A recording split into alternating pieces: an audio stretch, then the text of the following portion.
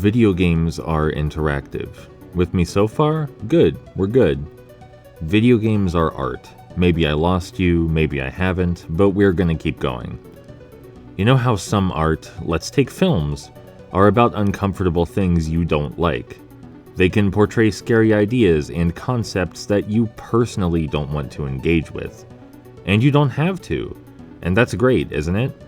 You can just not engage with those things. But if you want to engage with them, you have to be okay with being discomforted. And that's expected.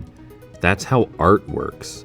It communicates ideas, and not all of them are rosy. Art is inherently divisive. Now, what do video games have that no other medium has? The previously mentioned interactivity, of course. Oftentimes, that interactivity is used to convey themes or ideas to the player. Sometimes those themes might be uncomfortable. However, with many video games, unlike most any other artistic media, you can just decide to turn off the themes, and people will still act as though you hadn't. I'm referring, of course, to things like difficulty selection or difficulty modulation as general accessibility features, which is a real controversy for reasons I don't quite understand. Should video games as a medium be for everyone? Yes, absolutely. Should we force every individual video game to appeal to everyone? No, absolutely not. Let's take the game Celeste. There's been a lot of talk about its themes and the way it artistically weaves gameplay and narrative into a sentimental fable about overcoming adversity. But that's just not true. At any time, you can just decide you don't want to experience the themes, and instead play in hand-holding infinite jump I don't feel like trying mode. Or let's take one of my favorite games, Delirium. It's a game where everything is trying to kill you. Everything. But if you succeed in not fighting back for the entire game, a monumental task, then you're rewarded with an ending that reflects your choice of non-violence. It feels good to persevere as a pacifist in a world of madness. Except, you can just also play on the lowest difficulty, negating the challenge and thematic relevance of the interactive portion. They added that feature in. Let me be clear. Being stuck in a video game or finding a video game too challenging is not a disability. It should not require handicap or special treatment. We should not conflate genuine accessibility with having desires pandered to. And make no mistake, people who play on separate difficulties are not playing the same game as you. They are getting a different experience with different design and a different artistic direction. Sometimes a completely non-existent artistic direction.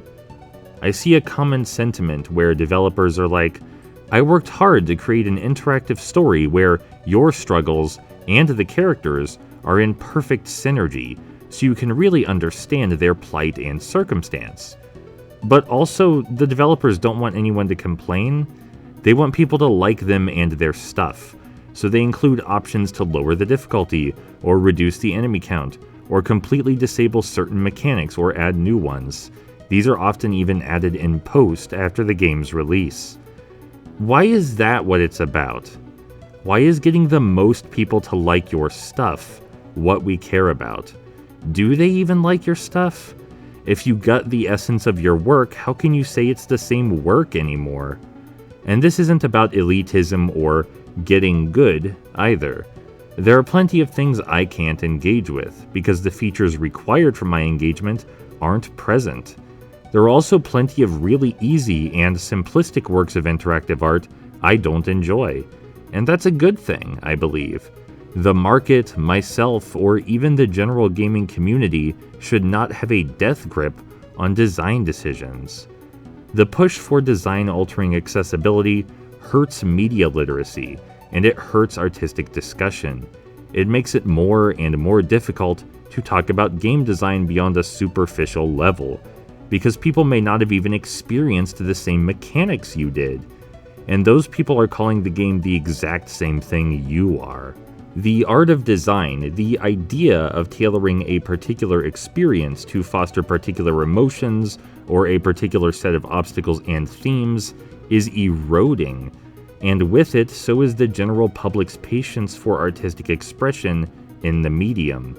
Video games are becoming less and less about interacting with design and more about placating people, to the point some developers are out here writing essays on why they had the audacity to include unusual or challenging components in their own interactive experience.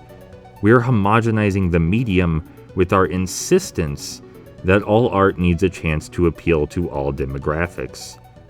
If you want to engage with art, and something essential about that art needs changed for you to engage with it, you're not really engaging with the art. You're engaging with new art that's being called the same thing.